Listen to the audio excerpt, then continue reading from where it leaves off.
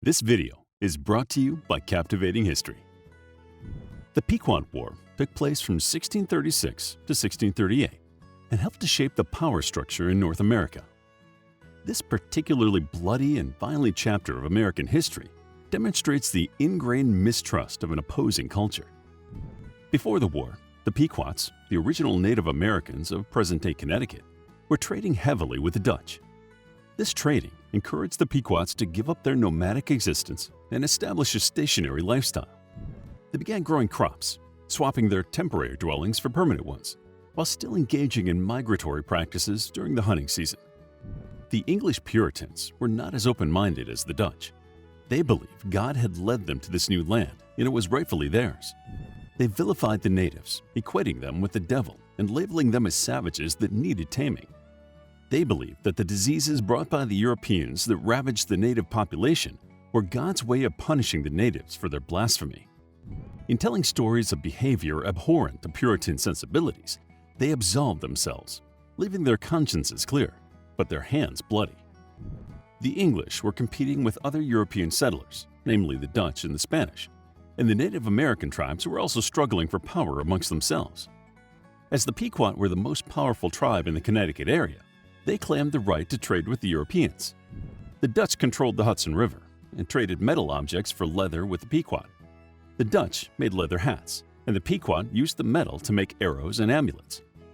Rivals of the Pequot, the Narragansetts, began trading with the English in 1632. The Pequots showed little interest in cooperation with the English.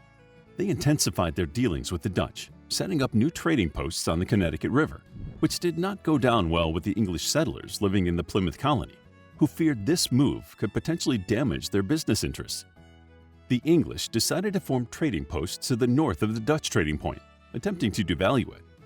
The Plymouth colony approached several other New England colonies, presenting them with this plan and hoping to gain cooperation.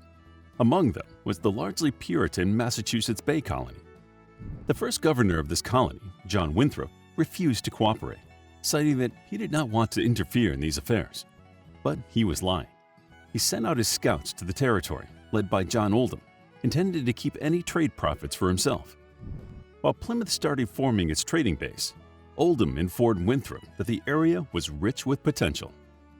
Meanwhile, trade relations between the Pequots and the Dutch were turning sour. The Dutch would trade with any tribe that was willing, but the Pequots wanted the monopoly on the European trade. The Pequots warned other tribes to cease trading with the Dutch, threatening the Dutch's good relations with the tribal communities. The Dutch retaliated to this by capturing the Pequot sachem, the chief Tatobem. Things quickly went from bad to worse, the Dutch demanding a hefty ransom for Tatobem's release, which the Pequot paid. However, the Dutch executed Tatobem anyway, enraging the Pequot, who vowed revenge. On August 8, 1634, the Pequot, led by Tatobem's son, Sassacus, acted on this vow by attacking a European merchant ship, killing crew members and the ship's captain, John Stone. The problem was that this ship was not Dutch, but English. Its captain was a violent alcoholic who, a few months earlier, was accused of piracy. Stone's reputation was so bad that no one mourned his death at the time, but that would not be the case for long. During the following months, the Pequots would face a series of escalating problems. The Narragansett and Mohegan tribes declared war on the Pequots. They needed allies, and with the Dutch out of the picture, they turned to the Massachusetts Bay colony. There are various recounts of this meeting, the outcome being that the English acted as mediators between the warring tribes, restoring peace. In return, the English were able to establish 3 trading cities on the Connecticut River. This peace did not last for long. The Mohegans informed the English that the Pequots intended to attack the newly established cities, so the English organized a meeting with the Pequots. The meeting was a disaster, and the situation deteriorated with the English declaring that there was no possibility of continuing to negotiate with the Pequot. On July 20, 1636, John Oldham was killed by Native Americans just days after this meeting. His body was found naked, which the Puritans took as an attack on their religious beliefs. The Narragansetts at the scene told the English that the Pequots had arranged the killing. This murder, coupled with the death of John Stone, was enough to convince the English of the brutal nature of the Pequot. In reality, no one knows if the Pequot orchestrated the killers of Oldham, and it was just as likely that members of the Narragansett killed him and framed the Pequot. With various accounts of how Oldham died, the English chose to believe the version enabling them to go to war with the strongest tribe and their biggest perceived threat. Captain John Endecott led an expedition to find and punish Oldham's killers. As the Narragansetts were involved with Oldham's murder, they also decided to avenge John Stone's killing, which they could firmly blame on Sassacus. During the first attack, the Native Americans put up fierce resistance, but it was in vain. Realizing they could not win, the Native Americans fled, and the English advanced, burning villages and crops along the way. This action was devastating for the inhabitants of the area, as they lost large quantities of crops and their food stores. The English continued to the Pequot territory. The Pequot were unaware of the previous attacks and sent an elder to speak with the English, who demanded that the assassins of John Stone be brought to justice. The elder pointed out that Sassacus was avenging his father's death, and therefore the killing was necessary, and that they had mistaken the English crew for Dutch colonists. The English were suspicious and assumed that the Pequot were readying themselves for war. They asserted that if the Pequot did not meet their demands, they would take 20 Pequot children as hostages. The elder was then allowed to return to the tribe to discuss the terms. With time passing and the English becoming impatient, they allowed themselves to believe the Pequot were preparing to attack. They went on the offensive, burning homes and looting crops, meeting with little resistance.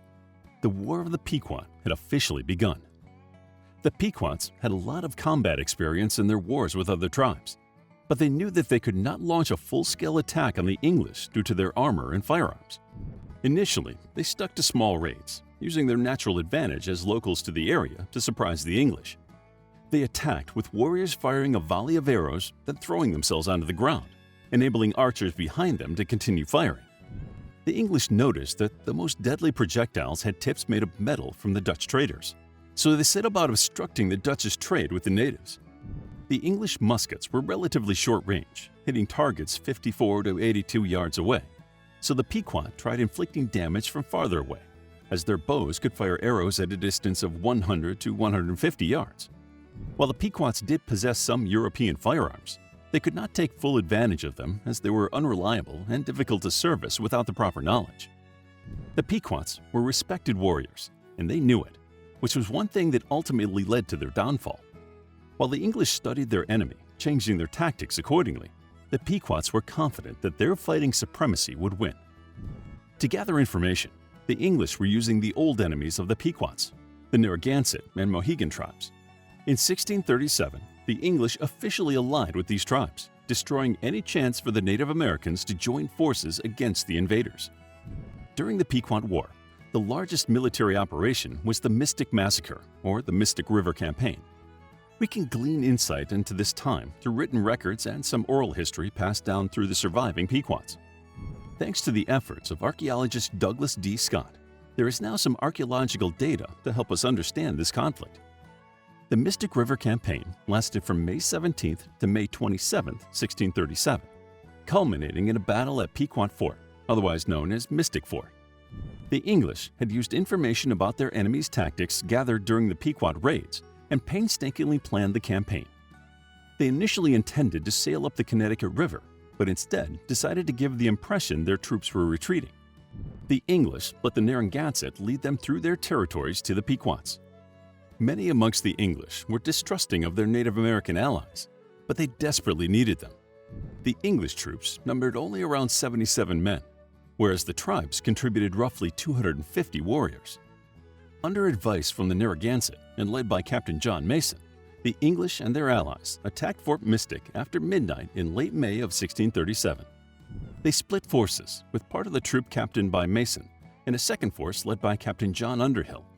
As they approached, barking dogs alerted the Pequot to their presence, and the English troops faced fierce opposition. Seeing their forces dwindling, Mason set fire to the dwellings. The fire broke out, and Underhill seized this opportunity to join the attack, setting more fires and causing some of the Pequots to flee. Unfortunately for the Pequots, surrounding the fort were the other tribes allied with the English. Almost all the inhabitants of Fort Mystic died that night. Most were women and children caught in the fires. The Pequot were quick to retaliate, and the attackers found themselves stuck in enemy territory with wounded soldiers. Underhill mobilized the Mohegan and Narragansett warriors and managed to repel the Pequots. Some of the Narragansetts fled, fearing the English were running out of ammunition. They were attacked by the Pequots and saved by Underhill and about 30 soldiers, leaving Mason with the wounded men and diminished troops. The English reorganized and, protecting their injured, made the arduous journey back to their ships, successfully repelling the attacking Pequots. The hunting and killing of the surviving Pequots continued for weeks after the Mystic River campaign, with many women and children given as slaves to the allied tribes as a reward for their loyalty. Other tribes, fearful of the wrath of the English, refused to provide refuge for those that escaped. The war officially ended with the finalization of the Treaty of Hartford in 1638. The treaty was between the English, the Narragansett, and the Mohegans, and it banned the tribal name Pequot. The elimination of the Pequot peoples was complete. This war shifted the balance of power in North America, with the English now possessing the Pequot territories and instilling fear into the Native Americans. The atrocities they committed at Fort Mystic, burning women and children in their beds, resonated throughout the New World, with the Puritans convinced they were performing acts of God and the Native Americans on their way to becoming ostracized in their own country. To learn more about the Pequot War, check out our book, The Pequot War, a captivating guide to the armed conflict in New England between the Pequot people and English settlers and its role in the history of the United States of America. It's available as an ebook, paperback, and audiobook. Also, grab your free mythology bundle ebook while it's still available. All links are in the description. If you enjoyed the video, please hit the like button and subscribe for more videos like this.